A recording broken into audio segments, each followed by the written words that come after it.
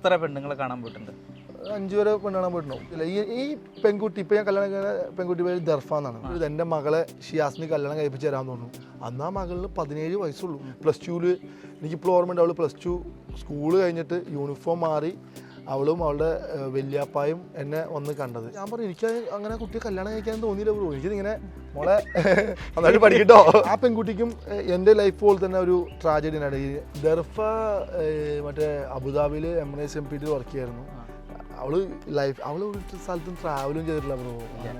എന്താ പറയുക, ചെറിയ കുട്ടിയല്ല. അവൾ 18 വയസ്സിൽ ഇവിടുന്ന് പോയത്. എനിക്ക് ഇഷ്ടപ്പെടാൻ കാരണം എനിക്ക് എന്തോ ഒരു സ്ട്രഗിൾ ചെയ്ത ആളുകളോട് എനിക്ക് പ്രത്യേക ഒരു റെസ്പെക്റ്റും. അനുമോളെ ഇഷ്ടപ്പെടാൻ മെയിൻ കാര്യം അതൊക്കെയാണ്. അവൾ ഭയങ്കര സ്ട്രഗിൾ ചെയ്ത ഒരു പെൺകുട്ടി ലൈഫിൽ. ഈ പ്രശ്നങ്ങൾ വന്നു കഴിഞ്ഞപ്പോഴത്തേനും ദർഫ എത്രത്തോളം സപ്പോർട്ടായിട്ട്? തീർച്ചയായിട്ടും ബ്രോ. ദർഫ എന്ന് പറഞ്ഞ പെൺകുട്ടി ഭയങ്കര മെച്ചോർഡായിട്ടുള്ളൊരു കുട്ടിയാണ്. അവൾ എന്നോട് ഫസ്റ്റ് പറഞ്ഞൊരു കാര്യമാണ്, നമ്മുടെ കേരളത്തിൽ അല്ലെങ്കിൽ ഇന്ത്യയിൽ ഉള്ള പ്രശ്നം എന്ന് പറഞ്ഞാൽ സ്ത്രീകൾക്ക് ലോയിൽ ഭയങ്കര ഇമ്പോർട്ടൻസ് ഉള്ളതുകൊണ്ട് അത് അവർ മിസ്യൂസ് ചെയ്യും. കല്യാണത്തിൻ്റെ അന്ന് തന്നെ എൻ്റെ ഫിയാൻസി അല്ലെങ്കിൽ വൈഫിൻ്റെ ബർത്ത്ഡേ ആണെന്ന് പറയുമ്പോൾ എൻ്റെ പേരിൽ അപവാദങ്ങൾ വരുന്നേക്കാൾ കൂടുതൽ എനിക്ക് സങ്കടം വന്നൊരു കാര്യമാണ്. കല്യാണം എന്ന് പറഞ്ഞൊരു വ്യക്തിയെ വിശ്വസിച്ചിട്ടാണല്ലോ നമ്മൾ കൈ കൊടുക്കുന്നത്. അപ്പോൾ നമ്മൾ മുടങ്ങിയ സമയത്ത് ഞാൻ ഭയങ്കരമായിട്ട് തകർന്നു എന്ന് വെച്ച് കഴിഞ്ഞാൽ വീട്ടുകാരൊക്കെ നോക്കുമ്പോൾ അല്ലെങ്കിൽ എൻ്റെ കൂട്ടുകാരോടൊക്കെ എനിക്ക് ഉത്തരം പറയേണ്ട വന്നു. അവർ പിന്മാറിയതിനാണ് എനിക്ക് ഭയങ്കര വിഷമം. പോലീസുകാരുടെ സുഹൃത്തുക്കളാണ്. ലൈഫിൽ നമ്മൾ ഏറ്റവും വലിയ സന്തോഷം തോന്നിയ കല്യാണം. അത് മുടങ്ങിപ്പോകുന്ന ഒരു വ്യക്തിക്ക് അത് പറഞ്ഞാൽ മനസ്സിലാവും. കല്യാണം എൻഗേജ്മെന്റ് ഒക്കെ മുടങ്ങിപ്പോയ ആളുകൾ അത് മുടക്കി കഴിഞ്ഞാൽ എങ്ങനെ ഉണ്ടാവും? 6'2" പൊക്കവും കുറഞ്ഞിട്ടുണ്ടല്ലോ. ഇത് കുറച്ചതാ കല്യാണം അല്ലയാ. മുന്നിൽ നിന്നൊരു ഇടിയൊക്കെ വന്ന് നമുക്ക് തടുക്കാനുള്ള ഒരു ശരീരമുണ്ട്. ഇടിക്കാനുള്ള ഇതിൽ തടുക്കാം. നമുക്ക് ഒരു പ്രശ്നം വരുമ്പോഴാണ് നമ്മുടെ കൂടെ ആരൊക്കെ ഉണ്ടാവും ആരൊക്കെ ഉണ്ടാവില്ല എന്ന് മനസ്സിലാക്കാം. ഇത്ര പേർക്ക് എന്നെ ഇഷ്ടമല്ല എന്ന് മനസ്സിലാക്കിയത്. ചെറിയ മനസ്സാണ് എൻ്റെ. ഞാൻ ആരടുത്തും റിവെഞ്ച് എടുക്കാൻ പോകാറില്ല. ഇത് എൻ്റെ ലൈഫിൽ മറക്കാൻ പറ്റാത്തൊരു ദിവസവും കൂടിയാണ്. അപ്പോൾ എനിക്കിത് ഈ കഴിഞ്ഞ പോയ 6 മാസം പഞ്ചസാരയില്ലാത്തൊരു ബ്ലാക്ക് കോഫി ആയിരുന്നു. ഒരു ഇപ്പോഴത്തെ ഷിയാസ് കരീബെ പറ്റി അറിയുള്ളൂ. അയാൾ സക്സസ് ആവാൻ വേണ്ടി കഷ്ടപ്പെട്ടതും. എനിക്കിപ്പോഴും എൻ്റെ ഒരു കുട്ടിക്കാലത്ത് എൻ്റെ ഇപ്പോഴും ഒരു ദൃശ്യമുണ്ട്. എൻ്റെ സിനിമയിലൊക്കെ പോലെ ആക്കാൻ പോലും പറ്റാ പാവടോ. അതിങ്ങനെ ആ കവറും പിടിച്ചിട്ട് ജോലിക്ക് പോകുന്നൊരു എൻ്റെ വീടിൻ്റെ സൈഡിൽ നിന്ന് ഇറങ്ങിയിട്ട് ഇങ്ങനെ ചപ്പൊക്കെ താടി ഓടി പോകുന്ന ആ ഒരു വിഷ്വൽ ഇപ്പോഴും ആ ജനലക്കട ഞാൻ ജനലിങ്ങനെ കിടക്കുമ്പോൾ ആ വിഷ്വൽ ഇപ്പോഴും എൻ്റെ മനസ്സിലുണ്ട്. എൻ്റെ വീടിൻ്റെ അടുത്ത് അത്യാവശ്യം പൈസ ഉള്ള ആളുകളുണ്ട്. അവരുടെ വീട്ടിലൊക്കെ പഴയ ഡ്രസ്സുകളൊക്കെ വന്നിട്ട് എൻ്റെ മുമ്പ് തയ്ക്കും നന്നായിട്ട്. ഇപ്പോഴും തയ്യൽ മെഷീൻ ഞാൻ വാങ്ങിച്ച് പുതിയ വെച്ചിട്ടുണ്ട്. നമ്മൾ കല്യാണം എന്ന് വിളിക്കുള്ളൂ. അപ്പോൾ പള്ളിയിലൊക്കെ ഞായറാഴ്ച കല്യാണം ഉണ്ടാവും. അപ്പോൾ നെയ്ച്ചോറിനും ബീഫിൻ്റെ ഒക്കെ മണം വരും. അപ്പോൾ മാറി ചോദിക്കും, നമ്മളെ കല്യാണം വെച്ചിട്ടില്ലേ? ഇല്ലാതെ വിളിച്ചിട്ടില്ല എന്ന് പറയും. അത് പറയാൻ പറ്റില്ല. അതൊരു വല്ലാത്ത.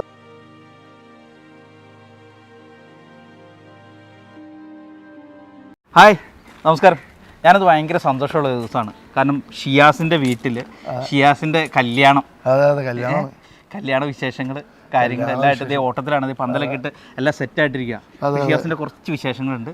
അതെ, ഭയങ്കര സന്തോഷമുണ്ട് ബ്രോ. കാര്യം എന്താ, നമ്മളിപ്പോൾ ഞാൻ ഒരുപാട് ആഗ്രഹിച്ച ദിവസമാണ് ഈ കല്യാണം. ആ ഒരു ഡേ, വെഡ്ഡിങ് ഡേ, നമ്മളെ വീട്ടുകാർ, നമ്മുടെ ഫ്രണ്ട്സ്, അത് എല്ലാവർക്കും ഒരു ഇപ്പോൾ എൻ്റെ ഹൗസ് വാമിങ് നിങ്ങളെല്ലാവരും എൻ്റെ വീട്ടിൽ വന്നാൽ അപ്പോൾ എൻ്റെ വീട്ടിൽ ആ ഒരു ഹാപ്പിനെസ് നിങ്ങൾക്ക് എല്ലാവർക്കും അറിയാമല്ലോ.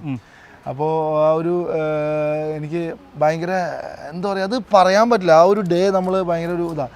അപ്പോൾ അത് ഇനി നാളെ ഒക്കെ ആ കല്യാണമാണ്. എന്താ പറയുക, നമ്മൾ ശനി ഞായറും വയ്ക്കുന്ന പോലെ തന്നെ ഞാൻ അത് ഞായർ തിങ്കളാക്കി. കാര്യം സെയിം ഡേ എൻ്റെ വൈഫിൻ്റെ എൻ്റെ കല്യാണം കഴിക്കാൻ പോകുന്ന കുട്ടിയുടെ ബർത്ത്ഡേയും കൂടിയാണ്.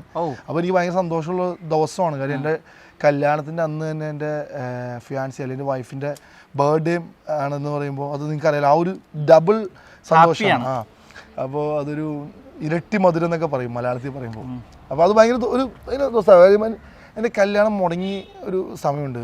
അത് ഞാൻ അധികം കാര്യം നമ്മുടെ ലൈഫിൽ മോശം കാര്യങ്ങൾ ഒരുപാട് പറയണ്ടല്ലോ വെച്ചിട്ട് കല്യാണം മുടങ്ങിയൊരു സമയത്ത് ഞാൻ എൻ്റെ പേരിൽ അപവാദങ്ങൾ വരുന്നേക്കാൾ കൂടുതൽ എനിക്ക് സങ്കടം വന്നൊരു കാര്യമാണ്. കാര്യം നമ്മളൊരു വ്യക്തിയെ കല്യാണം എന്ന് പറഞ്ഞൊരു വ്യക്തിയെ വിശ്വസിച്ചിട്ടാണല്ലോ നമ്മൾ കൈ കൊടുക്കുന്നത്. അപ്പോൾ അതിന് മുമ്പേ ഒരു ചെറിയ ഫംഗ്ഷനാണ് എൻഗേജ്മെൻറ്റും, നമ്മുടെ മുസ്ലിംസിന് നിക്കാഹ് എന്നൊക്കെ പറഞ്ഞൊരു ചെറിയ അങ്ങനെ ഒരു ചടങ്ങാണ് അതൊക്കെ. അപ്പോൾ അങ്ങനെ അത് നമ്മൾ മുടങ്ങിയ സമയത്ത് ഞാൻ ഭയങ്കരമായിട്ട് തകർന്നു എന്ന് വെച്ച് കഴിഞ്ഞാൽ വീട്ടുകാരൊക്കെ നോക്കുമ്പോൾ അല്ലെങ്കിൽ എൻ്റെ കൂട്ടുകാരോടൊക്കെ എനിക്ക് ഉത്തരം പറയേണ്ട വന്നു. എന്താണ് അതിൻ്റെ റീസൺ? ഒരു റീസണും ഇല്ല ബ്രോ.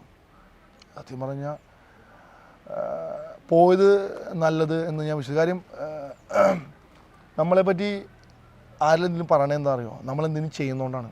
അതായത് ഇപ്പോൾ മലയാളത്തിൽ പറയുകയാണെങ്കിൽ പഴഞ്ചൊല്ലാണ് ഈ മാവില് മാങ്ങയുള്ള മാവില് കല്ലെറിയുള്ളൂ എന്നൊക്കെ പറഞ്ഞ പോലെ തന്നെയാണ് എൻ്റെ അവസ്ഥയായിരുന്നു. എന്നിട്ട് ഞാൻ വലിയ സൂപ്പർ സ്റ്റാർ ആയിട്ടൊന്നുമല്ല, എന്തോ ആ ഒരു സമയത്ത് അങ്ങനെ എൻ്റെ ഒരു ഇത് മാത്രമേ ഉണ്ടായുള്ളൂ. അത് നല്ലോണം എനിക്ക് എൻ്റെ ഈ പറഞ്ഞ ആ ഒരു ഫാമിലിക്ക് നന്നായിട്ട് ഏറ്റു.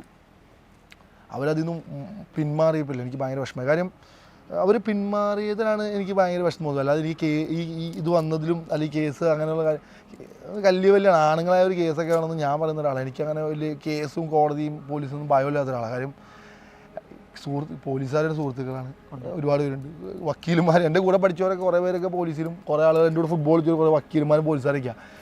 അപ്പോൾ ഞാൻ പണ്ട് വക്കീലിൻ്റെ ടീമിനൊക്കെ ഫുട്ബോൾ കളിക്കാൻ വേണ്ടി തോന്നിട്ടുള്ള എൻ്റെ സുഹൃത്തിൻ്റെ. അപ്പോൾ എനിക്ക് അതിലൊന്നല്ല, പക്ഷെ നമ്മുടെ ലൈഫിൽ നമ്മൾ ഏറ്റവും വലിയ സന്തോഷം കല്യാണം. അത് മുടങ്ങി പോകുന്ന ഒരു വ്യക്തിക്ക് അത് പറഞ്ഞാൽ മനസ്സിലാവുള്ളൂ. ഇപ്പം ഞാൻ ഈ പറയുമ്പോൾ ആളുകൾ പറയും അവന് ഭ്രാന്താണെന്ന് പറയും.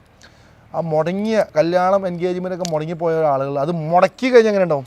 തന്നെ മുടങ്ങിയ കുഴപ്പമില്ല, മുടക്കി കഴിഞ്ഞിട്ടുണ്ടെങ്കിൽ ദേഷ്യവും വാശിയും ഭയങ്കര വിഷമവും ഉണ്ടാവും, സത്യം, നിരാശ. സത്യം. അത് നമ്മൾ ജയിക്കുമെന്ന് പറഞ്ഞൊരു കളി കുറച്ച് വ്യക്തികളെ കൊണ്ട് ആ കളിയിൽ നമ്മൾ തോൽപ്പിക്കുകയാണെങ്കിൽ, അത് ഞാൻ സ്പോർട്സ്മാൻ്റെ ഒരു കളീനെ പറ്റി, ഫുട്ബോളിനെ പറ്റി പറഞ്ഞത്, അത് രണ്ടുപേര് കൂടെ നിന്ന് കളിക്കുന്ന ആളുകൾ നമ്മുടെ കൂടെ നിന്നിട്ട് അവർ നമ്മൾ ചതിക്കുകയാണ്. ബാക്കിൽ നിന്ന് കുത്തിക്കഴിഞ്ഞാൽ എന്തായിരിക്കും ആ ഒരു അവസ്ഥയായിരുന്നു. 6'2" പൊക്കവും ഇത് കുറച്ചതാ, കല്യാണമല്ലയാ, മസിലിന്റെ ആവശ്യമില്ലോ.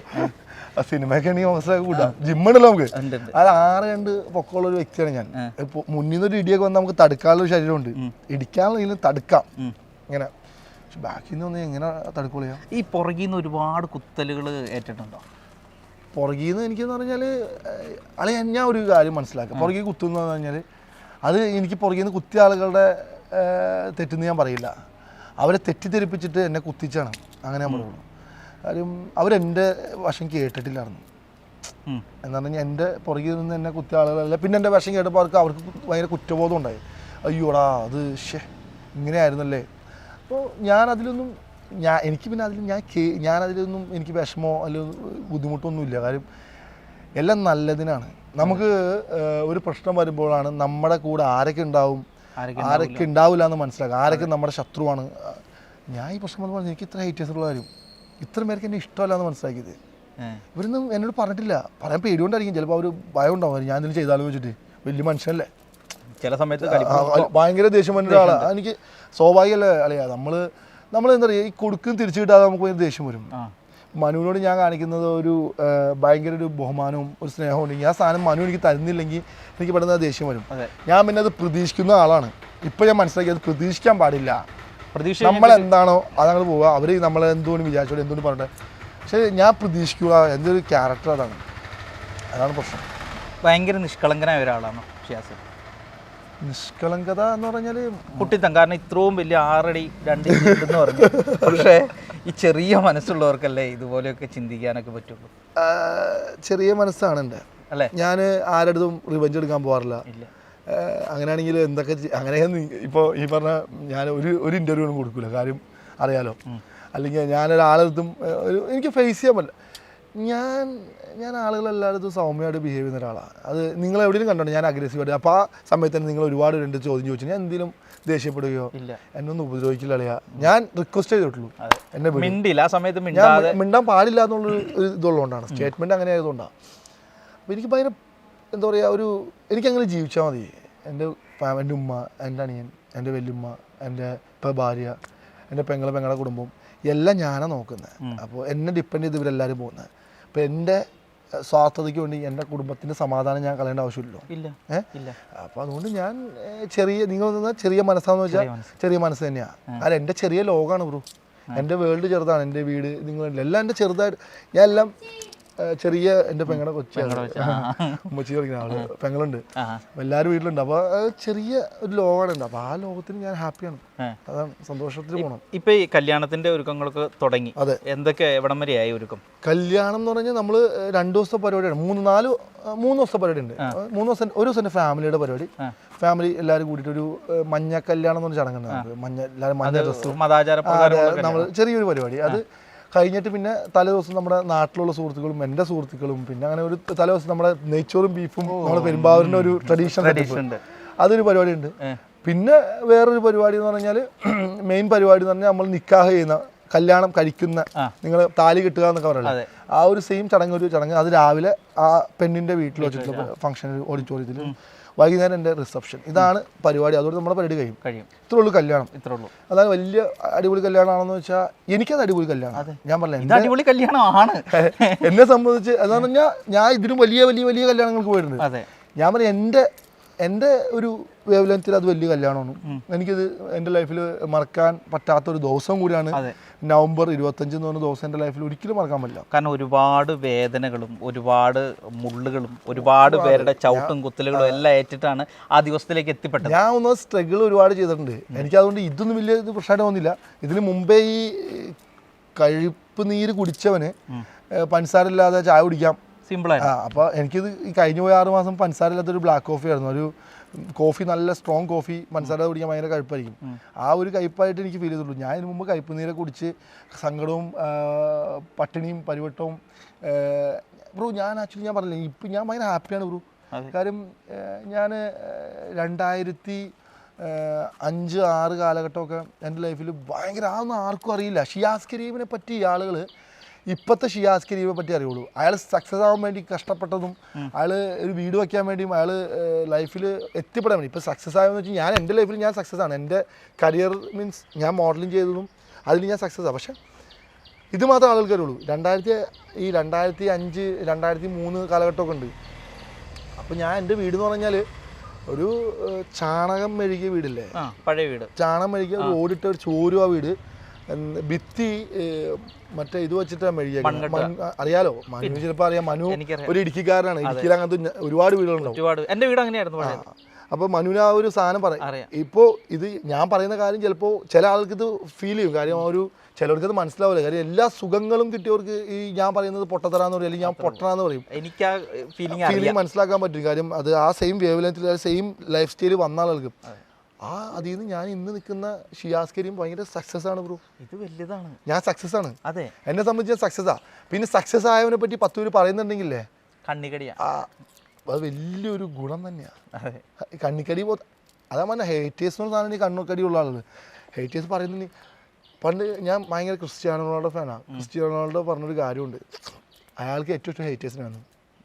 എന്താ അറിയോ, ഹേറ്റേഴ്സ് ഉള്ളതുകൊണ്ട് അയാൾക്ക് വീണ്ടും ഇമ്പ്രൂവ് ആകാൻ പറ്റുന്നത് ഫുട്ബോൾ കളിക്കുമ്പോൾ. അയാളുടെ കരിയർ ഇമ്പ്രൂവ് ചെയ്യുന്നത് ഹേറ്റേഴ്സ് കൊണ്ടാണ്. ഹേറ്റേഴ്സ് എന്തെങ്കിലും സജഷൻ പറയുമ്പോൾ അയാൾക്ക് മാറാൻ പറ്റും. പിന്നെ ഞാൻ മറ്റുള്ളവർക്ക് മാറാറില്ല. ഇപ്പോൾ ഈ ഹേറ്റേഴ്സിൻ്റെ ഇത് കേട്ടിട്ട് എന്തെല്ലാം മാറ്റം വരുത്തിയിട്ടുണ്ട് ഷിയാസ് ലൈഫിൽ? ഞാൻ ഒന്നും മാറ്റിയിട്ടില്ല. ഇല്ല ഞാനങ്ങനെ ഞാൻ പിന്നെ കുറച്ചുകൂടി കൂടിയുള്ളൂ, തുറന്നു അടിക്കാൻ തുടങ്ങി. അതെന്ന് പറഞ്ഞാൽ ഹേറ്റേഴ്സ് പറയുന്നത് അവനൊന്നും മിണ്ടിയില്ല. അവനോട് ഞാൻ എൻ്റെ എല്ലാ കാര്യം ഞാൻ പറയുന്നുണ്ട്. എനിക്ക് പിന്നെ ഈ കല്യാണത്തിന് ദിവസം ഞാൻ നോമ്പിന് വന്ന കല്യാണം, ഞാൻ 2019 പെണ്ണ് കാണാൻ പോയ ഒരു കുട്ടിയാണിത്. 2019 അന്ന് പെണ്ണ് കണ്ട കുട്ടിയാണ്. ശരിക്കും ഈ 2019 പെണ്ണ് കാണാൻ പോയെന്ന് പറഞ്ഞു. ഇപ്പം 2024 എൻ്റെ അഭിപ്രായം കല്യാണം. ഈ ഇടയ്ക്ക് എത്ര പെണ്ണുങ്ങളെ കാണാൻ പോയിട്ടുണ്ട്? 5 വരെ പെണ്ണ് കാണാൻ പോയിട്ടുണ്ടാവും. 5 വരെ 4 വരെ മൊത്തം 5 പേര് കാണാൻ പോയി. അതിൽ ഒരെണ്ണം ആയി പോയി. പെണ്ണ് കാണൽ എന്ന് പറഞ്ഞ ചടങ്ങ് ഞാൻ എൻ്റെ ലൈഫിൽ ബാക്കിയൊക്കെ ഞാൻ ഈ അവരെ ഫാമിലി ആയിട്ടേലും റെസ്റ്റോറൻറ്റിൽ പോയിരുന്ന അല്ലാതെ വീട്ടിൽ പോയിരുന്നു അത് 1-2 ഉണ്ടായിട്ടുള്ളൂ. അത് ഇങ്ങനെ ബ്രോക്കർ വഴി അല്ലെങ്കിൽ അങ്ങനെയൊക്കെ. അതിൽ ഒരാളെയാണ് ഇപ്പോൾ ജീവിതത്തിലേക്ക് കൂട്ടുന്നത്. അതിലല്ല, ബ്രോക്കർ വഴിയല്ല. ഈ പെൺകുട്ടി ഇപ്പം ഞാൻ കല്യാണം പെൺകുട്ടി പേര് ദർഫ എന്നാണ്. ദർഫയുടെ ഉമ്മയും ഞാനും തമ്മിലൊരു ഉമ്മ മകൻ ബന്ധമാണ്. അങ്ങനെ ഉമ്മയ്ക്ക് എന്നെ ഭയങ്കര ഇഷ്ടമാണ്. കാരണം ബിക്കോസ് ഞാൻ എൻ്റെ ഉമ്മേനെ സ്നേഹിക്കുന്നതുകൊണ്ടാണ്. എനിക്ക് എൻ്റെ ഉമ്മേനെ ഈ ലോകത്ത് ഏറ്റവും ഇഷ്ടം. അത് ആര് കഴിഞ്ഞിട്ടുള്ളൂ എൻ്റെ ലോകത്തുള്ള എല്ലാവർക്കും അമ്മമാരെ. അത് ഞാൻ പിന്നെ ഒരു അമ്മ മകനെന്ന് ഞാൻ പറയും. എന്നുവെച്ചാൽ എനിക്ക് വാപ്പ ഇല്ലാതെ ഉണ്ടായ മാനൊന്നുമല്ല, വാപ്പ എനിക്കുണ്ട്. പക്ഷെ അൺഫോർച്യുനേറ്റ്ലി വാപ്പ എൻ്റെ കൂടെ ഇപ്പം ഇല്ല. വാപ്പ വേറെയാണ്. അതുകൊണ്ട് എനിക്ക് ഉമ്മയാണ് എൻ്റെ എല്ലാം. അപ്പോൾ ഈ ഉമ്മേനോടുള്ള അതിഭീകരമായിട്ടുള്ള സ്നേഹം എനിക്ക് അത് അപ്പോൾ എല്ലാ അമ്മമാർക്കും എന്നോട് പ്രത്യേക ഇഷ്ടമുണ്ട്. അതിലൊരു ഉമ്മയാണ് ഈ ദർഫയുടെ ഉമ്മ. അപ്പോൾ ആ ബന്ധം കുറച്ചുകൂടി സ്ട്രോങ് ആകാൻ വേണ്ടി ഉമ്മ ഒരു ഡിസിഷൻ എടുത്ത് എൻ്റെ മകളെ ഷിയാസിന് കല്യാണം കഴിപ്പിച്ച് തരാൻ തോന്നുന്നു. അന്ന് ആ മകളിന് 17 വയസ്സുള്ളൂ, എനിക്ക് കല്യാണം ചെയ്യാൻ. അപ്പോൾ ഞങ്ങൾ തമ്മിൽ നല്ല ഏജ് ഗ്യാപ്പ് ഉണ്ട്, ശരീരഘടന കൊണ്ട് വ്യത്യാസമുണ്ട്. കാര്യം അത് ചെറിയൊരു കുട്ടിയാണ്. +2 എനിക്കിപ്പോൾ ഓർമ്മയുണ്ട്, അവൾ +2 സ്കൂൾ കഴിഞ്ഞിട്ട് യൂണിഫോം മാറി അവളും അവളുടെ വല്യാപ്പായും എന്നെ വന്ന് കണ്ടത് റെസ്റ്റോറൻറ്റിൽ വന്നിട്ട്. അന്ന് കണ്ട് സംസാരിച്ചപ്പോൾ ഞാൻ പറഞ്ഞു എനിക്ക് അങ്ങനെ കുട്ടിയെ കല്യാണം കഴിക്കാൻ തോന്നിയില്ല ബ്രോ. എനിക്കിങ്ങനെ മോളെ നന്നായിട്ട് പഠിക്കട്ടോ, ഇങ്ങനെയൊക്കെ നമ്മൾ ചെറിയ കുട്ടികൾ മോളെ നന്നായിട്ട് പഠിക്കണം എന്നൊക്കെ പറയുന്ന ആ ഒരു സാധനം എനിക്ക് തോന്നിയുള്ളൂ. പക്ഷെ പിന്നീട് ഞാനും ഉമ്മയും തമ്മിൽ ഇങ്ങനെ ഒരു കോണ്ടാക്ട് ഉണ്ടായിരുന്നു. അങ്ങനെ ആ പെൺകുട്ടിക്കും എൻ്റെ ലൈഫ് പോലെ തന്നെ ഒരു ട്രാജഡി ഉണ്ടായി. എൻഗേജ്മെൻറ്റ് ചെയ്തു, അതിലിങ്ങനെ ഒരു പ്രശ്നങ്ങളായി. അങ്ങനെ എൻ്റെ സെയിം അവസ്ഥയൊക്കെ വന്ന് ഫേസ്, അവൾ കല്യാണം വേണ്ട എന്ന് പറഞ്ഞ് നിൽക്കുന്ന സമയത്താണ് ഞങ്ങൾ തമ്മിലുള്ള ഒരു. ബ്രോ ദർഫ ഇപ്പം എന്താ ചെയ്യുന്നത്? ദർഫ മറ്റേ അബുദാബിയിൽ എംഎൻഎസ് MPT വർക്ക് ചെയ്യായിരുന്നു. അതിനുശേഷം ഞങ്ങൾ ഇപ്പം നാട്ടിലാണ് ജോലി. അവൾ റിസൈൻ ചെയ്തിട്ട് ഇപ്പോൾ നാട്ടിൽ സെറ്റിൽ ആവാനുള്ള, ഒന്നുകിൽ നാട്ടിൽ സെറ്റിൽ ആവും അല്ലെങ്കിൽ അവിടെ കഴിഞ്ഞ് തിരിച്ചു പോകും. അങ്ങനെ പ്ലാൻ. നാട്ടിൽ സെറ്റിൽ ആവണമെങ്കിൽ 3-4 മാസത്തേക്ക് നാട്ടിൽ സെറ്റിൽ ആവും. അവൾ ഒരു സ്ഥലത്തും ട്രാവലും ചെയ്തിട്ടില്ല ബ്രോ. അങ്ങനെ ഒരു എന്താ പറയുക, ചെറിയ കുട്ടിയല്ല. അവൾ 18 വയസ്സിൽ ഇവിടുന്ന് പോയത്. അപ്പോൾ 18 വയസ്സ് പോയി. 18 വയസ്സിൽ അവൾ ജോലിക്ക് ഒരുപാട് ജോലികൾ ചെയ്ത് സ്ട്രഗിൾ ചെയ്തൊരു പെൺകുട്ടിയാണ്. കാര്യം എനിക്ക് ഇഷ്ടപ്പെടാൻ കാരണം എനിക്ക് എന്തോ ഒരു സ്ട്രഗിൾ ചെയ്ത ആളുകളോട് എനിക്ക് പ്രത്യേക ഒരു റെസ്പെക്റ്റും, അതും പ്രത്യേക സ്ത്രീകളോട് എനിക്ക് അനുമോളം ഇഷ്ടപ്പെടാൻ മെയിൻ കാര്യം അതൊക്കെയാണ്. അവൾ ഭയങ്കര സ്ട്രഗിൾ ചെയ്ത ഒരു പെൺകുട്ടിയാണ്. എനിക്ക് അവളെ ഭയങ്കര എന്താ പറയുക, എൻ്റെ ഞാൻ എന്ത് പറയാം, എൻ്റെ കൂടപ്പിറപ്പാന്ന് പറയാം. എനിക്ക് എൻ്റെ ഷീബാന പോലെയാണ് എൻ്റെ അനുമോള്. അപ്പോൾ അതുപോലെ ദർഫ എനിക്ക് എന്താ പറയുക, എനിക്ക് ആദ്യം ദർഫേനെ ഭയങ്കര റെസ്പെക്റ്റ് ആയിരുന്നു. ലൈക്ക് ദർഫയുടെ ഫാദർ മരിച്ചുമായിരുന്നു. അപ്പോൾ ഉമ്മ ജോലിക്ക് പോകുന്നുണ്ടെങ്കിൽ പോലും ദർഫയും ജോലിക്ക് പോകുന്ന വീട് നോക്കുന്നൊരു കുട്ടിയായിട്ട് എനിക്ക് ഫീൽ ചെയ്തിരുന്നത്.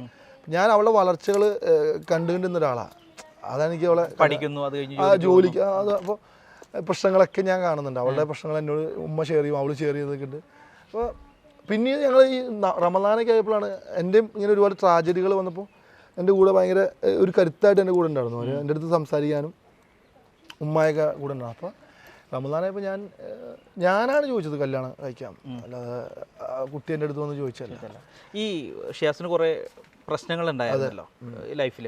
ഈ പ്രശ്നങ്ങൾ വന്നു കഴിഞ്ഞപ്പോഴത്തേനും ദർഫ എത്രത്തോളം സപ്പോർട്ടായിട്ട്? തീർച്ചയായിട്ടും ബ്രോ, ദർഫ എന്ന് പറഞ്ഞ പെൺകുട്ടി ഭയങ്കര മെച്ചോർഡായിട്ടുള്ളൊരു കുട്ടിയാണ്. പ്രായത്തേക്കാൾ കൂടുതൽ മെച്യൂരിറ്റിയും കാര്യഗൗരവവും ഉള്ളൊരു പെൺകുട്ടിയാണ്. അവൾ ആവശ്യത്തിന് കറക്റ്റായിട്ട് സംസാരിക്കും. അപ്പോൾ ഞാനിപ്പോൾ എൻ്റെ അടുത്ത് എനിക്ക് കുറേ സജഷൻസ് ഒക്കെ തന്നു. ഈ അവൾ എന്നോട് ഫസ്റ്റ് പറഞ്ഞൊരു കാര്യമാണ്, നമ്മുടെ കേരളത്തിൽ അല്ലെങ്കിൽ ഇന്ത്യയിൽ ഉള്ള പ്രശ്നം എന്ന് പറഞ്ഞാൽ സ്ത്രീകൾക്ക് ലോയിൽ ഭയങ്കര ഇമ്പോർട്ടൻസ് ഉള്ളതുകൊണ്ട് അത് അവർ മിസ്യൂസ് ചെയ്യും. അപ്പോൾ ഷിയാസ് അതിൽ ടെൻഷനൊന്നും അടിക്കണ്ട, നമ്മളുടെ ഭാഗത്ത് 1% ന്യായം ഉണ്ടെങ്കിൽ അത് ജനങ്ങൾക്ക് മനസ്സിലായിക്കോളും, അത് തെളിയിക്കാൻ നിൽക്കണ്ടെന്ന് തോന്നുന്നു. അത്ര എന്നോട് അവൾ പറഞ്ഞോളൂ. ഞാൻ പിന്നെ അത് എൻ്റെ വലിയായിട്ട് അതിന് ആ ഒരു ഫ്ലോയിൽ അങ്ങ് പോയി. ഇതാണ് പുള്ളിക്കാരൻ എന്നോട് പറഞ്ഞത്. നമ്മുടെ സമൂഹത്തിൽ ഒരുപാട് പ്രയോറിറ്റി കൂടുതലുള്ള സ്ത്രീകൾക്കാണ്. അപ്പോൾ എന്നോട് അവളൊരു കാര്യം പറഞ്ഞാണ്, ഞാൻ ഇവിടുന്ന് അബുദാബിയിൽ നിന്ന് മൊസഫയിലേക്ക് കരഞ്ഞ് നടന്നു പോയി കഴിഞ്ഞാൽ അത് ചോദിക്കാനും എന്നെ ഹെൽപ്പ് ചെയ്യാനും 1000 പേരും, അത് ഷിയാസ് നടന്നു പോയി കഴിഞ്ഞാൽ ആരും വരില്ല എന്ന്. ഇതാണ് നമ്മുടെ സമൂഹം. അതെ, അത് കറക്റ്റുള്ള കാര്യം. പിന്നെ അവൾ പറഞ്ഞു, അവളൊരു പെൺകുട്ടിയാട്ടോ. അവൾ പറഞ്ഞു അവൾക്ക് തന്നെ മനസ്സിലാക്കാം, നീ ഒരു ഷിയാസ് അവൾ പെൺകുട്ടിയല്ലേ, അവളെ സപ്പോർട്ട്, അവൾ പെൺകുട്ടിയല്ലേ. ഈ ഒരു സാധനം നമ്മുടെ സമൂഹത്തിൽ എപ്പോഴും കേൾക്കുന്ന അവനൊരു ആൺകുട്ടിയല്ലേ, അവനെ സപ്പോർട്ട് ചെയ്യണം, അവനൊരു ആൺകുട്ടി, അവനത് വാങ്ങിച്ചു കൊടുക്കണം എന്ന് പറയാറുണ്ടോ? ഞാൻ ഒരു സ്ത്രീ വിരോധിയല്ല കേട്ടോ. ഞാനിത് കേൾക്കുന്നത് എൻ്റെ വീട്ടിൽ ഞാൻ ബേസ് ചെയ്തിട്ടുണ്ട്. എൻ്റെ പെങ്ങളെ എനിക്ക് എൻ്റെ ഉമ്മാനെ ഭയങ്കര ഇഷ്ടമാണല്ലോ. ഞാൻ പലപ്പോഴും ചിന്തിക്കുക എൻ്റെ ഉമ്മാക്ക് എന്നേക്കാൾ കൂടുതൽ എൻ്റെ പെങ്ങളെ ഇഷ്ടമാണെന്ന് ഞാൻ ചിന്തിക്കാറുണ്ട്. കാര്യം അവളെ കൂടുതൽ ടേക്ക് കെയർ ചെയ്യുന്നതുകൊണ്ടാണ്. അപ്പോൾ നമ്മുടെ ഈ ഒരു ഇന്ത്യയിലെ ഒരു പ്രശ്നമാണ്. പക്ഷെ നേരെ മറിച്ച് ഫോറിൻ കൺട്രിയിലും അങ്ങനെയൊന്നുമില്ല. സ്ത്രീകൾക്കും ആണുങ്ങൾക്കും സെയിം ഈക്വൽ ഇത് തന്നെയാണ്. ഇവിടെ പല സ്ത്രീകളും ഈക്വാലിറ്റിക്ക് വേണ്ടി മത്സരിക്കുമ്പോൾ ഇവിടെ സ്ത്രീകൾക്ക് തന്നെയാണ് കൂടുതൽ മുൻഗണന. ലോയിലാണെങ്കിലും സമൂഹത്തിലാണെങ്കിലും എല്ലായിടത്തും. പിന്നെ ഏതെങ്കിലും ഒരാണ് എന്തെങ്കിലും സ്ത്രീകളെ ഉപദ്രവിച്ചു, വയലൻസ് എന്നൊക്കെ പറഞ്ഞിട്ട് ഡൊമസ്റ്റിക് വയലൻസ് എന്ന് പറഞ്ഞൊരു പ്രശ്നം ഉണ്ടായി കഴിഞ്ഞാൽ എല്ലാ ആണുങ്ങളെ അടിച്ചാക്ഷേപിക്കുന്ന ഒരു ചുറ്റുഭാഗത്തുള്ള ആളുകളാണ് നമ്മുടെ ചുറ്റും നിൽക്കുന്നത്. അതെ, അതിന് വേണ്ടിയിട്ട് മാത്രം കുറച്ച് സ്ത്രീ ജനങ്ങളും ഇവിടെ. ഞാൻ ഒരു കാര്യം മനസ്സിലാക്കുക ബ്രോ, ഇവിടെ സ്ത്രീകൾക്ക് ഒരുപാട് അബ്യൂസ് എടുക്കുന്നത്, പുരുഷന്മാർക്ക് അബ്യൂസ് എടുക്കുന്നത്, അതിനെപ്പറ്റി സംസാരിക്കാൻ ആരും ഇല്ലല്ലോ. എന്തോ ഇനി സംസാരിച്ചാൽ അതിനെപ്പറ്റി കുറ്റം പറയാനാണ് എനിക്ക് ആൾക്കാരുണ്ടാവുള്ളൂ. അവന് ഭ്രാന്താന്ന് പറയും. അതിനെപ്പറ്റി സംസാരിച്ചിട്ട് ആണ് വന്നു കഴിഞ്ഞാൽ അപ്പം എനിക്ക് ഭ്രാന്താന്ന് പറയും. അപ്പം ഞാൻ മനസ്സിലാക്കുക എന്ന് പറഞ്ഞാൽ നമ്മുടെ ഇന്ത്യയിലൊരു ചെറിയൊരു മാറ്റം വരണം. അത് വന്നാൽ ഇപ്പോൾ ഈ പറഞ്ഞ ഇപ്പോഴത്തെ കുറേ ഫേക്ക് ആയിട്ടുള്ള കേസുകളുണ്ട്. ഇപ്പോൾ ഒരുപാട് നടന്മാരെ അഗേൻസ്റ്റ് കേസ് വന്നു. അതൊക്കെ 10 കൊല്ലവും 5 കൊല്ലവും 8 കൊല്ലവും മുമ്പ്, അതല്ല 15 കൊല്ലം മുമ്പ് അതൊന്നല്ല. അവർക്ക് 15 കൊല്ലം മുമ്പ് സംസാരിക്കാനുള്ള കഴിവുണ്ടായിരുന്നില്ലേ? ഉണ്ടായിരുന്നു. സംസാര ശേഷി ഉണ്ടായില്ല. അന്ന് സംസാരിക്കാതെ ഇന്നൊന്നും സംസാരിക്കുക. അപ്പം ഞാൻ ഇതൊന്നും യോജിക്കുന്നില്ല ബ്രോ. പിന്നെ ഞാൻ മനസ്സിലാക്കിയ ഒരു കാര്യം എന്ന് പറഞ്ഞാൽ, നമ്മൾ ഇങ്ങനത്തെ ഒരു പ്രശ്നം നടന്നിട്ട് നമ്മൾ തെളിയിക്കാൻ നോക്കിയത്, നമ്മൾ 5 കൊല്ലം കേസുകൾ തെളിയിച്ചു, ഒരു കൊല്ലം കേസ് തെളിഞ്ഞു കഴിയുമ്പോൾ ഈ ആരും അത് സപ്പോർട്ട് ചെയ്യാണ്ടാവില്ല. ഒരു ചെറിയ ഇതിലാണ് ഞങ്ങൾ വരാമോ 1000 തരാം, മുളകുരുണ്ട് കേട്ടോ, പോരാ ഞാൻ സംസാരിച്ചിട്ട് വരാം. ഉമ്മായി കല്യാണമല്ല, അപ്പോൾ ഒപ്പനയൊക്കെ കളിക്കുന്ന പിള്ളേർ വന്നിട്ടുണ്ട്, ഒരു 1000 രൂപ കൊടുക്കാം, സെറ്റാക്കാം. 1000 അല്ലേ, 10,000 ആണെങ്കിൽ വേണ്ടി എല്ലാം അപ്പോൾ ഭയങ്കര എന്താ പറയുക, ഇനി ആ ഫ്ലോയും പോയി. ഉമ്മ നോക്കി വരാമോ, ഞാൻ വരാം കുറച്ചായിട്ട്. അപ്പോൾ അങ്ങനെ ഒരുപാട് പ്രശ്നങ്ങൾ നമ്മുടെ ഈ ഇന്ത്യയിൽ നടക്കുന്നുണ്ട് ബ്രോ. അതുകൊണ്ട് ഞാൻ ഇതിലൊന്നും വിശ്വസിക്കുന്നില്ല. ഈ അപവാദങ്ങളും ഈ അപകീർത്തികളൊക്കെ മനുഷ്യന്മാർക്ക് വരുമെന്ന്, അത് ആർക്ക് വേണേൽ എപ്പോൾ വേണേൽ വരാം. അത് മഴ പെയ്യണ പോലെ പറയാൻ പറ്റില്ല. ഷിയാസിന് ഈ പ്രശ്നം ഉണ്ടായി കഴിഞ്ഞപ്പോൾ ഈ പ്രശ്നങ്ങളൊന്നും പുറത്തുള്ള ആൾക്കാരോട് ഫേസ് ചെയ്യാൻ പറ്റാതെ ഒരു മുറിക്കകത്ത് കയറി അടച്ചിരിക്കുന്ന ഒരു അവസ്ഥ വന്നിട്ടുണ്ട്. ഒരിക്കലും ഞാൻ ജാമ്യം കിട്ടി പിറ്റേ ദിവസമല്ലേ ഞാൻ വന്നത് ഉദ്ഘാടനം നോർക്കല്ലേ ഉണ്ട്. പക്ഷെ എന്നാലും ആ സമയത്ത് ഷിയാസ് ഒന്നും മിണ്ടുന്നില്ല. ഒരുപാട് സംസാരിക്കാൻ പാടില്ല എന്ന് പറഞ്ഞു കഴിഞ്ഞാൽ പിന്നെ എന്ത് ചെയ്യാൻ പറ്റും ബ്രോ? നമ്മളൊരു വ്യക്തി നമ്മൾ ഹെൽപ്പ്, ഇപ്പൊ മനുവിനെ ഒരു വ്യക്തി ഹെൽപ്പ് ചെയ്യുന്നു, ആ വ്യക്തി മനുവിനോട് നിന്നെ ഹെൽപ്പ് ചെയ്തിട്ട് മനു നീ ഒരിക്കലും നിന്നോട് കാര്യം പറയാണ്ട് നീ ഈ കാര്യത്തെ പറ്റി വേറെ ആർക്കും മിണ്ടനാട്ടോ എന്ന് പറഞ്ഞാൽ എന്ത് ചെയ്യും? ഉണ്ടായിരിക്കും. അത്ര ആ വ്യക്തി നമ്മൾ ഹെൽപ്പ് ചെയ്തേക്കാണ്. അതെ, അത്രയുള്ളൂ. എൻ്റെ അടുത്ത് പറഞ്ഞു, പുള്ളി പറഞ്ഞു, ഷിയാസ് ബ്രോ ഇനി ഈ കാര്യത്തെ പറ്റി നിങ്ങൾ ആരും സംസാരിക്കണ്ട. ഞാൻ സംസാരിച്ചില്ല, പിന്നെ ഞാൻ സംസാരിച്ചു. ഇപ്പം എനിക്ക് സംസാരിക്കാം, എനിക്ക് പ്രശ്നമില്ല. ഇപ്പം അത് ഫുള്ള് തീർന്നോ? പ്രശ്നം ഫുള്ള് തീർന്നോ ബ്രോ? അതിനുള്ള ഞാൻ നിങ്ങളൊരു കാര്യം പറയാം. ഒരു വ്യക്തിയെ നമ്മൾ ഈ റേപ്പ് എന്ന് പറഞ്ഞ സാധനം അല്ലെങ്കിൽ ബലാത്സംഗം ഒരിക്കലും ഈ ഇപ്പോഴത്തെ കാലഘട്ടത്തിൽ ഒരു പുരുഷനെ ഒരു സ്ത്രീ ഒറ്റയ്ക്ക് കീഴ്പ്പെടുത്താൻ ഭയങ്കര ബുദ്ധിമുട്ടാണ് ഇപ്പോഴത്തെ കാലഘട്ടത്തിൽ. ഇനി അങ്ങനെ കീഴ്പ്പെടുത്തുന്ന ആൾക്കാരൊക്കെ ഉണ്ടാവും, പക്ഷെ ഭയങ്കര പാടാണ്, റയറാണ്. ഒരു ഹോട്ടലിൽ വിളിച്ചിട്ട് പല ഹോട്ടലൊക്കെ ശബ്ദമൊക്കെ ആയിട്ട് ഞാൻ ഹോട്ടലിലെ ആൾക്കാരൊക്കെ വരില്ലേ, അപ്പോൾ പ്രത്യേകിച്ച് ഷിയാസിനെ പോലെയുള്ള എല്ലാവർക്കും അറിയാവുന്നതാണ്, എന്നെ എല്ലാവർക്കും അറിയാം. അതെ, അപ്പോൾ അത് ശുദ്ധ മണ്ടത്തരമാണ്. പിന്നെ എൻ്റെ സ്റ്റേറ്റ്മെൻറ്റ് വിവാഹ വാഗ്ദാനം, ഓൾറെഡി എൻ്റെ പേര് കേസുശ്രീ, വിവാഹം കഴിഞ്ഞ് കുട്ടിയും ഹസ്ബൻഡൊക്കെ കൊണ്ടാണ്. പൊട്ടനാണ് വക്കീലില്ലേ, അത് എഴുതി കൊടുത്ത വക്കീൽ പൊട്ടനാണ്. അയാൾ 2021 മുതൽ 23 വരെ പല സ്ഥലങ്ങളും കൂടി പീഡിപ്പിച്ചു, അതിൽ തന്നെ പോയി. പിന്നെ എന്തൊക്കെയോ കുറേ എഴുതി കൊടുത്തത് ഞാൻ ചിരിച്ചു അതൊക്കെ വായിച്ചിട്ട്. അപ്പോൾ ഇതൊക്കെ ഇങ്ങനെയുള്ള കേസൊക്കെ നിൽക്കണം എങ്ങനെയാണ്? എങ്ങനെ നിൽക്കും? ഇതൊക്കെ ഒരു മാനസിക ഒരു പരിഗണന തരണ്ടേ? ഒരു ആള് എഴുതി കൊടുക്കുമ്പോൾ പോലീസുകാർ കേസ് എടുക്കണ്ടായില്ല. ആദ്യം ഇങ്ങനത്തെ കേസ് എടുക്കണ എങ്ങനെയാ? എവിടെ എന്ത് നിയമം എടുക്കണത്? ഒരു പെൺകുട്ടിയും ഒരു ആണും പെണ്ണും കൂടി അല്ലെങ്കിൽ ഒരു പുരുഷനും സ്ത്രീയും കൂടി 2 വർഷം അടിച്ചു പൊളിച്ച് എൻജോയ് ചെയ്ത് ജീവിക്കാണ്. ഒരു സുപ്രഭാതത്തിൽ ആണിന് ഒരു കല്യാണം വരാണ്, അവൻ ആ കല്യാണം തയ്യാറാവുന്നു, സ്ത്രീ കൂടി കേസ് കൊടുക്കുന്നു. അതാണ് സംഭവിക്കണേ. നേരെ മറിച്ച് അടിച്ചു പൊളിച്ച് ജീവിക്കുന്നു. നല്ല ഒരു സുപ്രഭാതത്തിൽ പെൺകുട്ടിക്ക് ഒരു കല്യാണം പറയുന്നു, ഒരു അമേരിക്കക്കാരൻ്റെ. ഇവനിവിടെ കൂലിപ്പണി നടത്തണമെന്നാണ് മതി. ഇവനോട് കേസ് കൊടുക്കാൻ പറ്റുമോ? എന്നെ അവള് വിവാഹ വാഗ്ദാനം നൽകി എന്നെ പീഡിപ്പിച്ചു എന്നൊരു ആണിന് കേസ് കൊടുക്കാൻ പറ്റുമോ? പറ്റില്ല. വഞ്ചിച്ചു എന്ന് പറഞ്ഞാൽ കേസ് കൊടുക്കാൻ പറ്റുമോ? കേസ് എടുക്കുമോ? ഇല്ല. അപ്പോൾ സ്ത്രീകളുടെ കേസ് എടുക്കണേ? അവർക്ക് നിയമമുണ്ടല്ലോ. അതാണ് ഞാൻ പറയുന്നത്. അവരിത് പറഞ്ഞു കഴിഞ്ഞിട്ടുണ്ടെങ്കിൽ പീഡനമാവും, പീഡിപ്പിച്ചില്ലെങ്കിൽ കൂടി പീഡനമാവും. ഇതൊക്കെയാണ് നടക്കണം. ഈ പഞ്ചായത്ത് നടക്കുന്ന കാര്യമാണ് എൻ്റെ ലൈഫിൽ ഇപ്പോൾ നടന്നത്. സത്യമാണ്. പഞ്ചായത്തിൽ എല്ലാം നമ്മുടെ നാട്ടിലെ പഞ്ചായത്തിലല്ലേ, നാട്ടിലെ പഞ്ചായത്തുകളിൽ നടക്കുന്ന ഒരു കാര്യമാണ് ഇത്. ഈ കാമുകൻ്റെ കല്യാണമാകുമ്പോൾ കാമുകി കേസ് കൊടുക്കുന്നത് പഞ്ചായത്ത് നടക്കുന്ന കാര്യമാണ്. അതെ, അതിപ്പോൾ ഞാൻ ഷിയാസ്കരിയുമായതുകൊണ്ട് നാട്ടുകാരെ മൊത്തം അറിഞ്ഞു, അത്രേ ഉള്ളൂ. അത് അങ്ങനെ ഒരു വൈരാഗ്യമാണ് പുള്ളിക്കാരത്ത് തീർത്തിട്ട് പോയത്. എന്നോട് കാശൊക്കെ ചോദിച്ചാൽ ആദ്യം, അത് കൊടുക്കാതെ ഇപ്പം ഇങ്ങനെയൊക്കെ പ്രശ്നങ്ങളൊന്നും. ഓ, ഇതിപ്പോൾ കുറേ നാളായോ ത്രെട്ടനിങ് തുടങ്ങിയിട്ടുണ്ടായിട്ട്? ഒരു 6-7 മാസമായിട്ട് ത്രെട്ടനിങ് ഉണ്ടായിരുന്നു. എനിക്ക് ഭയങ്കര വാശിയായിരുന്നു ബ്രോ. എന്ന് പറഞ്ഞാൽ ഇവരൊക്കെ മുമ്പിൽ കല്യാണം കഴിച്ച് ജീവിച്ചു കാണിച്ചു പോകുന്നു. പിന്നെ എൻ്റെ ഒരിക്കലും നിന്നെ കല്യാണം ചെയ്യാൻ നമ്മൾക്കില്ല, നിൻ്റെ കരിയർ നശിപ്പിക്കും, നിൻ്റെ ജീവിതം നശിപ്പിക്കും, നിന്നെ നട്ടിൽ തല്ലുപിടിക്കും, കൊട്ടേഷൻ ടീമിന് കൊടുക്കുന്നു. അങ്ങനെയൊക്കെ പല പല ത്രട്ടനിങ് എൻ്റെ പേരിലുണ്ടായിരുന്നു. ഞാൻ ഇത് ആരോടും പറഞ്ഞിട്ടൊന്നുമില്ല. ഞാൻ ഇവിടെ പെരുമ്പാവൂർ സ്റ്റേഷനിൽ ഫസ്റ്റ് കംപ്ലയിൻറ്റ് കൊടുത്താണ് ഈ കാര്യമായിട്ട്. അതിഭീകര ആളായിരുന്നോ? അതിഭീകര ആളായിരുന്നു വെച്ചാൽ അവർ ഡ്രഗ്സ് ഒക്കെ യൂസ് ചെയ്യുന്നു തോന്നുന്നു. ഡ്രഗ്സ് ഒക്കെ എടുക്കുന്നുണ്ട്.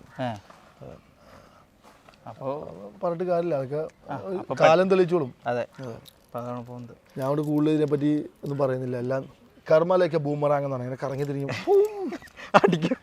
ഓക്കെ, ഈ പ്രശ്നങ്ങളൊക്കെ വന്നു കഴിഞ്ഞപ്പോൾ ഉമ്മാടെ ഒരു സപ്പോർട്ട് എന്ന് പറഞ്ഞാൽ ഉമ്മാക്ക് അറിയുന്ന കാര്യമുണ്ട്. ഉമ്മാക്ക് മീഡിയയിൽ വരുന്ന ന്യൂസ് കാണുമ്പോൾ ഉമ്മാക്ക് വിഷമം വരുന്നത്. ഒന്നും അറിയാത്ത രണ്ട് വശം കേൾക്കാതെ ഒരു വശം മാത്രം പറയുന്നു, എന്നെ മാത്രം കുറ്റം പറയുന്ന കുറേ ന്യൂസുകളൊന്നും ഇപ്പോൾ ഉമ്മാക്ക് ഭയങ്കര വിഷമമായി. അതും ഒരു മൊബൈലും പിടിച്ചിട്ട് റൂമിൽ കയറി ഇരുന്നിട്ട് അങ്ങ് പൊലിയാട്ടാന്നേ. ചില ആളുകൾ ഒരു മൊബൈലും പിടിച്ച് റൂമിലേക്കാണ് കയറി അങ്ങോട്ട് ഇരിക്കും. എന്നിട്ട് പിന്നെ അങ്ങ് തുടങ്ങുകയാണ്. എൻ്റെ മുത്തപ്പനും എൻ്റെ മരിച്ചു പോയ വല്യാപ്പാനും ഒരു പറഞ്ഞിട്ടുണ്ട്. അതാണ് ആലോചിക്കും. ഇവർക്ക് പേഴ്സണലി അറിയാൻ കൂടി പാടില്ല. ഈ സ്റ്റേറ്റ്മെൻറ്റ് എന്താന്ന് പോലും അറിയാതെ എന്നെപ്പറ്റി പൊലയാട്ടെന്ന് പറഞ്ഞു കഴിഞ്ഞാൽ എൻ്റെ പൊന്നെ എന്താ പറയുക, ജീവിതത്തിൽ അങ്ങനെ തന്നെ ആരും അങ്ങനെ തിന്നിട്ടില്ല. അപ്പോൾ അതുപോലുള്ള ആളുകളോട് ഞാൻ പറഞ്ഞു, അങ്ങനെയുള്ളവരോട് എന്താ ഇപ്പൊ ഇങ്ങനെ ഒരു റൂമിന്റെ അകത്തിരുന്ന് അടച്ചിരുന്നിട്ട് ബ്രോനെ കുറെ പൊലയാട്ടും കാര്യങ്ങളെല്ലാം പറഞ്ഞിട്ടുണ്ട്. ഇങ്ങനെയുള്ള ആൾക്കാരോട് എന്താ പറയാനുള്ളത്? ബ്രോ, എനിക്ക് അവരോട് പറയാനുള്ളതെന്ന് പറഞ്ഞു കഴിഞ്ഞാൽ എന്നെ എന്തൊക്കെയാ പറഞ്ഞോ അത് തന്നെ തിരിച്ച് അവരെ പറ്റി ഇതൊക്കെ ആളുകൾ പറയുന്നൊരു ദിവസം വരും. അല്ലെങ്കിൽ അവരെ മക്കളെ പറ്റി പറയുന്നൊരു ദിവസം വരും. അല്ലെങ്കിൽ അവരെ അനിയനെ പറ്റി പറയുന്ന ദിവസം വരും. ഇതൊരു ഈ ലോകം അങ്ങനെയാണ് ബ്രോ. നമ്മളാരും തികഞ്ഞവരില്ല. ഞാനും തികഞ്ഞിട്ടില്ല, നിങ്ങളും തികഞ്ഞിട്ടില്ല, തെറ്റിയാത്ത ആരുമില്ല. പണ്ട് ഒരു മഹാൻ പറഞ്ഞിട്ടുണ്ട്, നിങ്ങളുടെ കൂട്ടത്തിൽ തെറ്റ് ചെയ്യാത്തവൻ അവരെ കല്ലെറിയുക എന്ന് പറഞ്ഞിട്ടുണ്ട്. അപ്പോൾ അത് തന്നെയാണ് എനിക്ക് പറയാനുള്ളത്. നമ്മൾ തെറ്റ് ചെയ്തിട്ടില്ലെങ്കിൽ നമ്മളൊക്കെ കുറ്റം പറയാം. നമ്മൾ ഞാൻ തെറ്റ് ചെയ്യാറുണ്ട് ബ്രോ. ഞാൻ പല തെറ്റുകളും ഞാൻ അതിനൊക്കെ പടച്ചവനോട് എന്നെ സൃഷ്ടിച്ച തമ്പുരാനോട് ഞാൻ എപ്പോഴും ഖേദിക്കാറുണ്ട്. ഞാൻ തെറ്റ് ചെയ്തു, പടച്ചവൻ എന്നോട് ക്ഷമിച്ചു തരണം. അല്ലാതെ നമ്മൾ എന്തിനാണ് ഒരാളെ പറ്റി പറയുന്നത്? തികഞ്ഞവരാണെങ്കിൽ പറയാം. അവരോട് എനിക്ക് മാത്രം, എനിക്ക് അതൊക്കെയാണ്. എൻ്റെ ഉമ്മ അത് കണ്ട് ഇങ്ങനെ ഭയങ്കര വിഷമിക്കും. ഉമ്മ കരഞ്ഞോ അത് കണ്ടിട്ട്? ഇങ്ങനെ വീഡിയോസ് കാണുമ്പോൾ ഉമ്മാക്ക് ഒരു വിഷമം വരുന്നേ. ഡെഫിനറ്റ്ലി കരഞ്ഞു ബ്രോ. ഞാൻ പിന്നെ ഉമ്മയുടെ കണ്ണീര് ഭയങ്കര ബുദ്ധിമുട്ടാണ്. അത് ഒരു പുത്രനിൽ നിന്ന് അമ്മ ഹാപ്പിനെസ്സാണ് കിട്ടേണ്ടത്. അപ്പോൾ എനിക്ക് മനസ്സാവാചകം അറിയാത്ത പ്രശ്നങ്ങൾ എൻ്റെ പേരിൽ വരുമ്പോൾ ഉമ്മാക്ക് ഭയങ്കര വിഷമം വരും. കരയും. ഈ സാധനം യൂട്യൂബും ഇതൊക്കെ ഫോണൊക്കെ ഞാൻ വാങ്ങിച്ചു കൊടുത്ത് ടി വിയിലൊക്കെ ഉണ്ടായി ഷിയാസ്കരിയിൽ നിന്ന് അടിച്ചു കൊടുത്തുമ്പോൾ എന്തൊക്കെയാണ് വരും. ആദ്യം തന്നെ ഇതായിരിക്കും. അപ്പം അങ്ങനെയൊക്കെ കാണുമ്പോൾ ബുദ്ധിമുട്ടുണ്ടാവും. പിന്നെ ഞാനിത് കല്ലുമില്ല, ഐ ഡോണ്ട് കെയർ. എനിക്ക് വലിയ വിഷയമില്ല. അവർ എൻ്റെ കൂടെ ചുറ്റും നിൽക്കുന്ന ആളുകളുണ്ട്, അവർക്കത് ഭയങ്കര വിഷമമാണ്. അവർക്ക് എന്നോട് റിയൽ ഇഷ്ടമാണ്. ഇപ്പോൾ ഷിയാസിന് ഇങ്ങനൊരു കേസ് വന്നു കഴിഞ്ഞപ്പോൾ എത്ര പേര് കൂടെ ഉണ്ടായിരുന്നു എന്ന് കറക്റ്റ് ഞാൻ മുന്നേ പറഞ്ഞല്ലോ. നമുക്കൊരു പ്രശ്നം വരുമ്പോഴാണ് നമ്മുടെ കൂടെ ആരൊക്കെ ഉണ്ടെന്ന് ആരൊക്കെ ഇല്ല നമ്മൾ മനസ്സിലാക്കുന്നത്. അത് എനിക്ക് മുന്നേ ഞാൻ അമ്മനോട് പറഞ്ഞില്ലേ. അല്ല, അതിൻ്റെ അകത്ത് വേറെ കേസ് എന്താ വെച്ചിട്ടുണ്ടെങ്കിൽ ഇപ്പോൾ നമ്മൾ നല്ല രീതിയിൽ നിൽക്കുമ്പോൾ എൻ്റെ കുറേ സുഹൃത്തുക്കളാണ് ബ്രോ എന്നെ ചതിച്ചത്. എന്നെ കുറേ സുഹൃത്തുക്കൾ ചതിച്ചത്. ഏറ്റവും അടുത്ത സുഹൃത്തുക്കളാണ് എൻ്റെ വർഷങ്ങളായിട്ട് അറിയുന്ന സുഹൃത്തുക്കളാണ് എന്നെ ചതിച്ചത്. നമ്മൾ എന്താ പറയുക, മാനിപ്പുലേറ്റ് ചെയ്യും സ്ത്രീകൾ. അപ്പോൾ ചില കാര്യങ്ങളിൽ അവർ നമ്മളെ ഭയങ്കരമായിട്ട് സപ്പോർട്ട് ചെയ്യും, ചില കാര്യങ്ങൾ നമ്മളെ എതിർത്തു. അപ്പോൾ ആ സ്ത്രീകളുടെ കരച്ചിലാണ് ബ്രോ. അവരുടെ കരച്ചിലും അവർക്ക് കരഞ്ഞ് അവരാ ഒരു ഞാൻ ഇപ്പോൾ സ്ത്രീ വിരോധിയായിട്ട് പറഞ്ഞു. ഇപ്പോൾ എന്നെ കുറേ പേര് പൊങ്കാലിടാൻ പറ്റില്ല. അവർ കരഞ്ഞു കഴിഞ്ഞാൽ നമ്മൾ നെഞ്ചൊന്ന് പാളും. അത് നമുക്കങ്ങനെ കരയാൻ പറ്റുമോ? ഇല്ല. പെൺകുട്ടികൾക്ക് അറിയാൻ പറ്റും, പെട്ടെന്ന് അറിയാൻ പറ്റും. അതെ, അവരുടെ ഫീലിങ്സ് ആണ് അത്. ഞാൻ അവരെ ഇത് പറഞ്ഞല്ലോ, നല്ലതാണ്, കരയുന്നതല്ല. അവരത് പെട്ടെന്ന് ഇത് ചെയ്യും, റിഫ്ലക്റ്റ് ചെയ്യും. നമുക്കത് പറ്റില്ല. അപ്പോൾ കരഞ്ഞുണ്ടാവും. അവർക്ക് ഇനി ആർക്കത് കിട്ടരുത് എന്ന് കരുതിയിട്ടാണ് അവർ എൻ്റെ ഒരു കേസ് കൊടുത്തത്. ഷിയാസ് കരീമിനെങ്കിൽ അത് കല്യാണം കഴിക്കരുത്. ഷിയാസ് കരീമിനെ അവൻ്റെ കരിയർ നശിച്ചോണം, അവൻ്റെ ജീവിതം നശിക്കണം, അവൻ്റെ എല്ലാം പോകണം, അവൻ്റെ കുടുംബം പോകണം, എല്ലാം കുളം തോന്നണം എന്ന് വിചാരിച്ച് തന്നെ കേസ് കൊടുത്തതെന്ന് എൻ്റെ സുഹൃത്തുക്കൾ തന്നെ, എൻ്റെ എതിരെ നിന്ന ആൾക്കാർ തന്നെ പറഞ്ഞിട്ടുണ്ട്. അവർക്ക് പിന്നെ അത് മനസ്സിലായി. അവർക്ക് അറിയില്ലായിരുന്നു ഇവരുടെ കല്യാണം കഴിഞ്ഞ് ഇവർക്ക് കുട്ടികളതും. സ്വന്തം മകനെ ബ്രദർ എന്നൊക്കെ പറഞ്ഞാൽ എൻ്റെ അടുത്ത് പരിചയപ്പെടുത്തിയത്. വലിയ മകനൊക്കെ ഉണ്ട്. അപ്പോൾ കിങ് ഓഫ് കൊത്തയിലൊക്കെ എന്നെ കുറേ കളിയാക്കിയായിരുന്നു ആൾക്കാർ. നമ്മളൊരു സ്ത്രീയായിട്ട് കല്യാണം കഴിക്കുമ്പോൾ ആ സ്ത്രീയുടെ പാസ്റ്റിനെ പറ്റി കൂടുതൽ നമ്മൾ ചോദിക്കാൻ ഇഷ്ടപ്പെടില്ല. അവർ പറയുന്നതാണ് അവരുടെ പാസ്റ്റ്. അവരെന്നോട് പറഞ്ഞ പാസ്റ്റ് വേറൊരു കഥ, ഞാൻ അറിഞ്ഞത് വേറെ കഥ. അവരുടെ സ്വന്തം ഹസ്ബൻഡ് എന്നോട് പറഞ്ഞ വേറൊരു കഥയാണ്. ഞാൻ എന്നോട് കുറേ സംസാരിച്ചു. പാവ മനുഷ്യൻ. ഞാൻ ഈ സമയത്ത് ഞാൻ ദുബായിലായിരുന്നല്ലോ, ഞാൻ കുറച്ച് ട്രാവൽ ചെയ്താൽ അബുദാബിയിലുണ്ടായിരുന്നു അയാളെ പോയി ഞാൻ കണ്ടൊക്കെ സംസാരിച്ചൊക്കെ ചെയ്തു. ഞാൻ എല്ലാം അറിഞ്ഞിട്ട് തന്നെയാണ് അത് കട്ട് ചെയ്ത റിലേഷൻ. അതുകൊണ്ട് എനിക്ക് അതിൽ കുറ്റബോധമില്ല.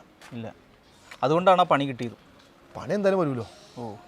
അതിപ്പോൾ നമ്മൾ എന്ത് ബിസിനസ് തുടങ്ങിയാലും ബിസിനസ്സിൽ നമ്മൾ പിന്മാറി കഴിഞ്ഞാൽ നമ്മുടെ എതിരേക്ക് നമുക്ക് നമ്മൾ വേറൊരു ബിസിനസ് തുടങ്ങിയാൽ വേറൊരു പരിപാടി തുടങ്ങി നമ്മളെ അയാളെ എതിർക്കും, അയാൾ നമ്മൾ ശത്രുവായിരിക്കും. അങ്ങനെ ഒരു ശത്രുതയാണ് ഇവിടെ ഉണ്ടായത്. ഓഫ് കോഴ്സ് ബ്രോ, നമ്മുടെ എല്ലാ കാര്യങ്ങളും അറിയുന്ന സ്ത്രീയോ പുരുഷനോ ആയിരിക്കും നമ്മുടെ ഏറ്റവും വലിയ ശത്രു. അവരുടെ നമ്മളൊരു പിണക്കം വന്നു കഴിഞ്ഞല്ലേ നമുക്ക് പരാജയങ്ങൾ ഏറ്റുവാങ്ങേണ്ടി വരും.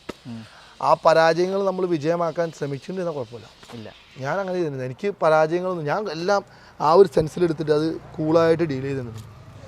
സ്വിച്ച് ഇട്ട് പോലെയായിരുന്നു എൻ്റെ എന്താ പറയുക ടക്ക്. ഞാൻ ഏപ്രിലിൽ കല്യാണം ഉറപ്പിച്ചു, മുടങ്ങി നവംബറിൽ കല്യാണം നടത്തി. ഇതാണെങ്കിൽ ഒത്തിരി പേരോട് പറഞ്ഞിട്ടില്ല, എല്ലാവരും പറഞ്ഞു. ഞാൻ മനുവിൽ എത്ര അല്ല ഈ കല്യാണം പുറത്തേക്ക് ഒത്തിരി വിട്ടില്ല. ഞാൻ അങ്ങനെ അല്ല, എന്നെ അറിയുന്ന ആളോട് ഞാൻ പറഞ്ഞിട്ടുണ്ട്. പിന്നെ അറിയാത്തവരോട് ഞാൻ പറയേണ്ട ആവശ്യമില്ലല്ലോ. ഇല്ല, എന്നെ സ്നേഹിക്കുന്ന എന്നെ അറിയുന്ന മനുവിൻ്റെ എത്ര മുമ്പ് പറഞ്ഞ മാസങ്ങൾക്ക് മുമ്പ് പറഞ്ഞില്ലേ. അതുപോലെ തന്നെ ഞാൻ എന്നെ ഇഷ്ടപ്പെടുന്ന ഇഷ്ടപ്പെടുന്ന ആളോട് ഞാൻ പറഞ്ഞിട്ടുണ്ട്. എന്നെ ഇഷ്ടപ്പെടാത്തല്ല നാട്ടുകാരത്തേക്ക് ഞാൻ എൻ്റെ കല്യാണം എന്ന് പറഞ്ഞെടുക്കേണ്ട ആവശ്യമില്ല.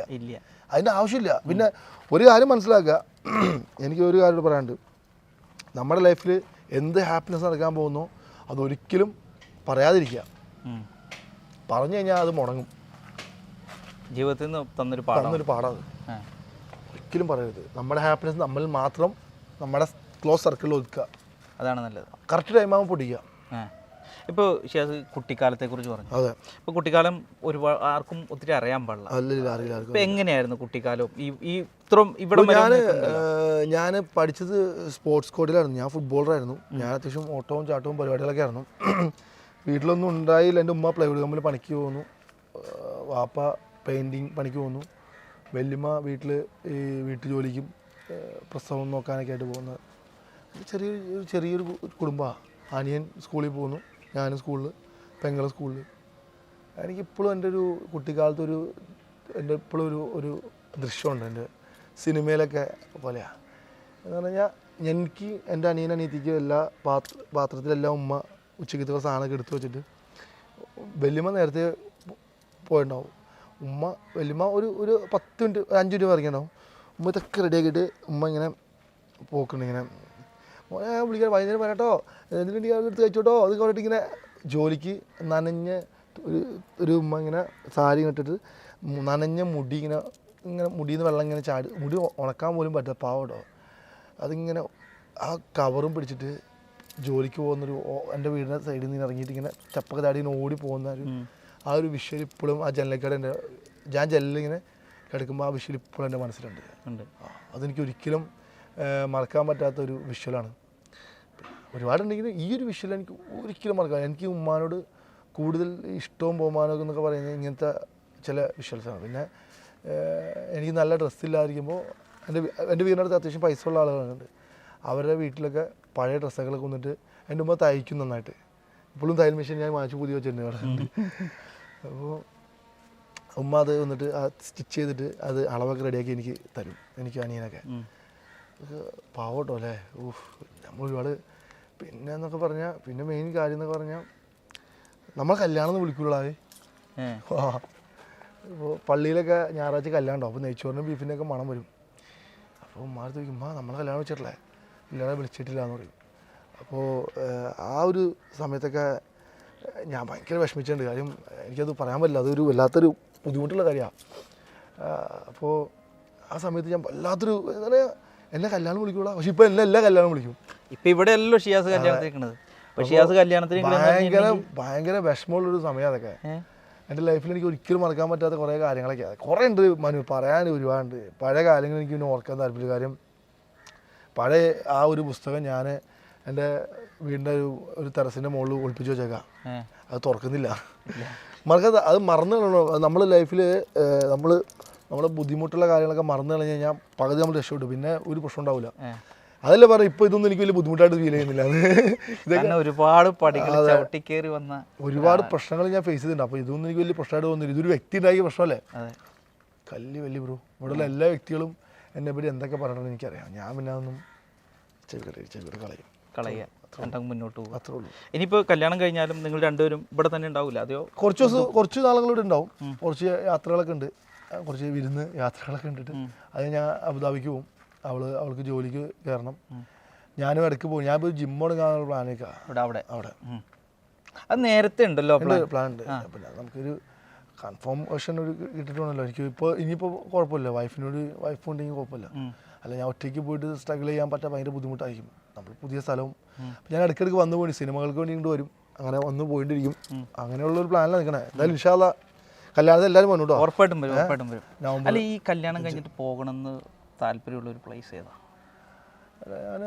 എനിക്ക് UK പോകുന്നൊരു ആഗ്രഹമുണ്ട്. ഹാദിക്കോ? അവള് എൻ്റെ അടുത്ത് എനിക്ക് അവളെ കല്യാണം ഏറ്റവും ഇഷ്ടം തന്നെ. അവൾ എൻ്റെ അടുത്ത് ഒന്നും പറഞ്ഞിട്ടില്ല. അവൾ ലൈഫിൽ മൂന്നാർ ഒരു വട്ടം അങ്ങോട്ട് പോയിട്ട് കുടുംബക്കാരോട് അങ്ങോട്ട് പാവട. അവള് യാത്ര ചെയ്യില്ല. അവളെനിക്ക് അതിന് നാട്ടിൽ കുറച്ച് സ്ഥലങ്ങൾ കാണിക്കണം. അങ്ങനത്തെ ഒരു കുട്ടിയാണോ. ഞാൻ പറഞ്ഞ 17 വയസ്സിൽ അവൾ സ്ട്രഗിൾ ചെയ്യാൻ തുടങ്ങിയതാണ്. ലൈഫിൽ പ്രശ്നങ്ങൾ തരണം ചെയ്യാൻ തുടങ്ങിയതാണ്. അപ്പോൾ അതുകൊണ്ട് എനിക്ക് പ്രത്യേകിച്ച് അവളെ നമുക്ക് കുറേ സ്ഥലം കൊണ്ടുപോകണം. അവളുടെ ആഗ്രഹം അറിയില്ല, എന്നോടൊന്നും പറഞ്ഞിട്ടില്ല. എനിക്ക് അവിടെ പോകണം ഇവിടെ പോകണമെന്ന്. മോൻ്റെ ഇഷ്ടം, എന്നെ മോനെ വിളിക്കണം. മോൻ്റെ ഇഷ്ടം, മോൻ്റെ ഇഷ്ടം, അങ്ങനെ തന്നെ വിളിക്കണം. മോൻ്റെ ഇഷ്ടം. തിരിച്ചെന്താ വിളിക്കണേ? ഞാൻ മോളെന്ന് വിളിക്കും, മാളെന്ന് വിളിക്കും, ദർഫ അങ്ങനെയൊക്കെ വിളിക്കും. ഞാൻ മോളെന്നാ കൂടുതൽ വിളിക്കാറ്. ചെറിയ കുട്ടി അവള് അവളെൻ്റെ ഒരു മോളെ പോലെ ട്രീറ്റ് ചെയ്യണം. ഞങ്ങൾ അവൾക്ക് ഫാദറില്ലോ, ഞാനാണ് അവളുടെ ഫാദറും ബ്രദറും മൂത്ത ചേട്ടനും. ഒരു അനിയനുണ്ട്, മൂത്ത ചേട്ടനും ബ്രദറും എല്ലാം ഞാൻ തന്നെ. എല്ലാവിധം കൊണ്ട് കല്യാണം അടിച്ചു പൊളിച്ച് ജീവിതവും നല്ല രീതിയിൽ ഹാപ്പി ആയിട്ട് മുന്നോട്ട് പോകാം. Thank you so much. സന്തോഷം. Thank U.